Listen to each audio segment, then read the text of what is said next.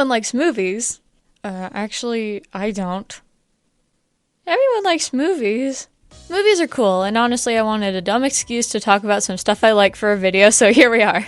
I'm gonna talk about my favorite movie. I personally count the How to Train Your Dragon trilogy as one movie because, well, I can't really decide which one of them I like more, so I'm just gonna talk about all three. The first How to Train Your Dragon movie is a classic. It's the introduction, and I feel like it's a very well-written movie for what it is. It also has good comedic timing, so I'll give it that. Though I unfortunately don't have much to say about it other than my friend and I laughed way too hard at one part because Astrid looked like this. The second How to Train Your Dragon movie is actually so good. I feel like the plot is really good and the animation is just amazing. Also, Toothless's facial expressions are everything. Random, but the Stormcutters and Night Furies are my babies and they will be coming with me. Alright, let's talk about the introduction to Valka, Hiccup's mother. I feel like her introduction was very nice. It showed who she was as a character very well before actually revealing that she's Hiccup's mom, showing that she had been with dragons so long that she started almost acting like one of them. On that note, I feel like they wrote Valka's awkwardness around people very well. It shows that she has kind of forgotten how to interact with people because she's only been interacting with dragons for 20 years at this point.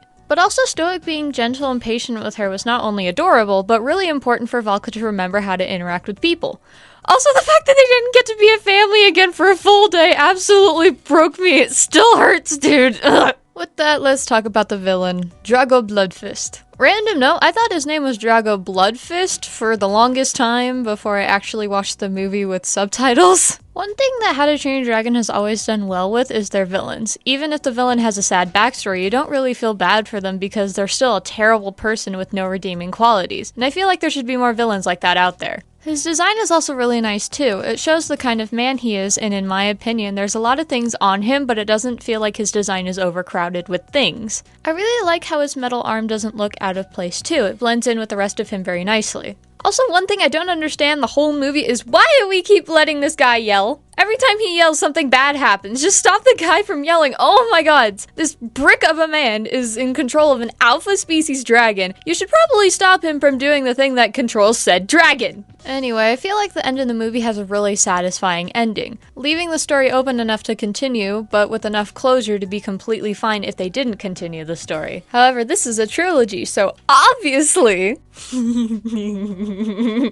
I'm gonna have to say How to Train Your Dragon 3 is definitely my favorite for a lot of reasons. Let's start with me nerding out about the animation. Something How to Train Your Dragon 3 did differently with the animation compared to the other two movies is that they weren't shading with all black. If you don't know what I'm talking about, just give me a sec. In the other two movies, the shadows are very harsh, and you can see that they're almost all the same color. While in How to Train Your Dragon 3, you can see dark reds and blues being used as shadows instead of pure black. And that's something I really enjoyed. It's a subtle detail, but very impactful one. Anyway, all the new dragons introduced in this movie were so cool. I feel like the Light Fury could have had a few more things to her design, but I won't complain. She is very cool. Let's just jump straight into talking about the villain. Out of all the How to Train Your Dragon movies, shows, and ripoffs, this is my favorite villain. Grimmel the Grizzly. He is just so cool. I hate him, but he's so cool. Grimmel is a very well-written villain in my opinion. He doesn't have a sad backstory, he's just out for glory, which honestly adds a lot to him. He isn't out to get the Night Furies out of revenge or anything, he's just simply trying to get all the glory of being the Night Fury killer. You're the reason the Night Furies are gone! You're the reason! Anyway, something notable about Grimmel is how calm and collected he is at all times. There are hardly any times that he shows any emotion that isn't his usual calm and collected demeanor. However, there is this one part where Toothless shoots at him and he lets out the funniest scream I have ever heard.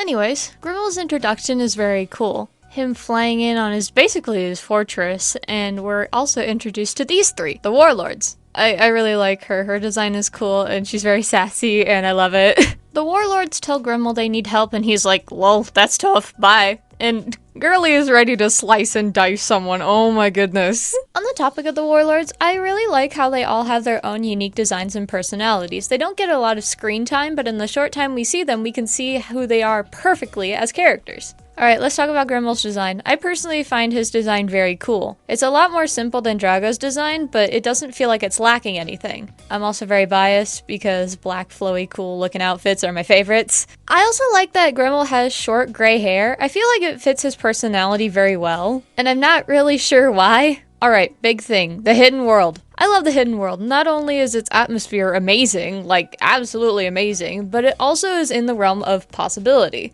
Yes, it looks otherworldly, but everything is made in a way that it can be somewhat believable, obviously to an extent. What I mean by that is, the hidden world is under the ocean, and you can see some water coming through the cracks in the ceiling, and crystals can be seen throughout the caverns. Same with these mushroom-looking things. All the colors and everything really adds to that otherworldly look, but again, it isn't so out there that it's unbelievable. I also think that, as heartbreaking as it was, the ending was really nice. I feel like it was a really good end to an amazing trilogy. It really ended off the story of all 3 movies very nicely. Also, getting to see the Nightlights and Hiccup's kids are so cute. Ugh, my heart! How to Train Your Dragon will always be my favorite trilogy. No matter how many movies I watch, I always find myself coming back to it and my love for dragons. Recently, the brain rot money has been going to other things, but it's fine, right? Hello, now you know I'm a huge nerd. Anyway, this is the longest video I've ever animated, so that's cool, I guess. I think it's cool. It's a 6-minute video about me talking about dragons.